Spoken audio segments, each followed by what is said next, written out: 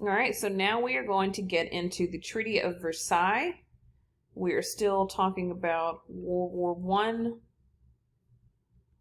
So, again, World War One, just to recap, most major battles took place in Europe along the Western Front, which is France.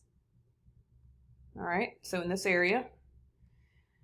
It was between the Allied powers and the Central powers. You need to know the countries that were involved in these. They were on the last section of notes, the last two sections of notes. The main reason that caused World War I was because of the assassination of Franz Ferdinand, the Archduke of Austria-Hungary, by a Serbian nationalist. The other main causes here, we have militarism, alliances, imperialism, and nationalism. So you need to remember these for your test. The Great War began in between many countries. This was a large-scale world war. It began June 1914, and the fighting ended on November 1918. This is Franz Ferdinand. So again, you need to know these countries. The major Allied powers later becomes the United States, France, and Great Britain. We also know that Japan was also involved slightly. The major Central powers were Bulgaria, Austria-Hungary, Germany, and the Ottoman Empire, which will break up later and become various other countries. The treaties. Each of the Central powers signed its own treaty with the Allied powers, and we'll get into the terms of those treaties. So whenever there is a war, there is usually some sort of treaty that is signed, officially ending the war. This is known as the Treaty of Versailles. This treaty was signed in Versailles, France on June 28th, 1919. Who wrote it? It says it was mainly negotiated by the leaders of the Allied powers. So that involves Great Britain's Prime Minister David Lloyd George, France's Prime Minister George Clemenceau?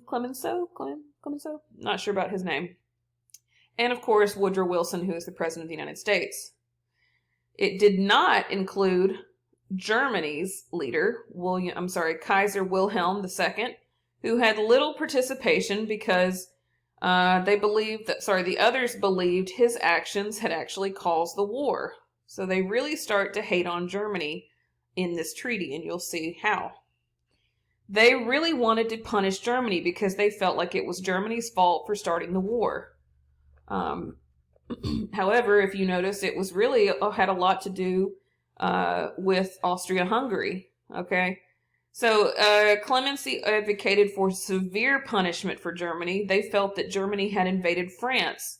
Much of France was devastated by the battles. No one wanted Germany to regain strength and cause another war. So David and Wilson were concerned that a too severe punishment would cause another war, which eventually it does. And we have World War II because Germany comes back with a vengeance. They are very upset. They're trying to regain what they had prior to World War I. Germany is punished. Wilson's concerns and proposals were largely ignored, and the final treaty had severe consequences for Germany. So one of the terms of the treaty was that the Germans were supposed to accept full blame for causing World War I, which was completely unfair. They were also ordered to pay reparations. They were supposed to help other countries rebuild from the losses and damages that the war had caused. And this was very difficult for Germany to do because they had to finance their own rebuilding efforts because their economy had crashed as a result of the war. They also lost all colonies. If they had any other colonies around the world, they lost them, which also hurt them financially because we know that colonies are a way for major countries to, use their resources for, money, trade, things like that. So that's another way that they lost money. They also lost land, 1 million square miles, which was rich in natural resources. These resources could have helped Germany's struggling economy improve, but again, they were taken. They also were ordered to reduce their military. They were not allowed to rebuild its army and navy production of most war materials was stopped, and the Allied powers wanted to keep Germany too weak to start another war. And this was before the United Nations, so these are just, three major countries who were kind of forcing this one country and to make them take the blame for everything, which, like we said, you notice there were other countries that were involved. Why was Germany being singled out? So the outcomes. We have what is known as the League of Nations. This is an organization of countries that promised to work together to ensure World War would not occur. Germany, of course, is singled out, and they would not be allowed to join until 1926. The United States also does not join because of our Senate, which I agree. I was never a fan of the League of Nations, in my opinion, but, that's just me. The U.S. disagrees with what's happening. They believe that the Treaty of Versailles was way too harsh on Germany. They're very fearful that it would cause another war, which, like I said, it does, which is World War II. They also refused to ratify the Treaty of Versailles. They did not accept responsibility for it. So as a result, it's the other two countries that, take over of that. As a result, Germany suffers. Representatives from Germany's government reluctantly signed the treaty just to carry the peace. Many Germans resented the restrictions and holds protests. Germany's economy continues to worsen. They actually go through a depression period.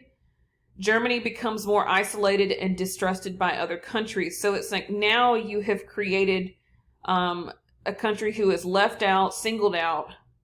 Nobody trusts them. They're financially unstable.